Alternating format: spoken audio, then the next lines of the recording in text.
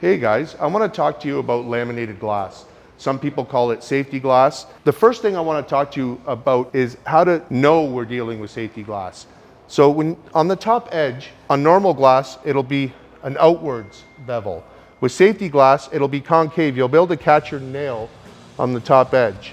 Now there's been some controversy in the PDR industry about this glass, and you're welcome to, how should I say, change my mind in the comments, but I'm going to tell you what I think about how us dent guys break these glasses when we're working on the vehicle and what I think you should be staying away from. So what I've noticed, window guards protect the window, and it's not the pressure on the window when it's in the panel with us pushing, it's when our metal tools catch the edge is when we'll break glass.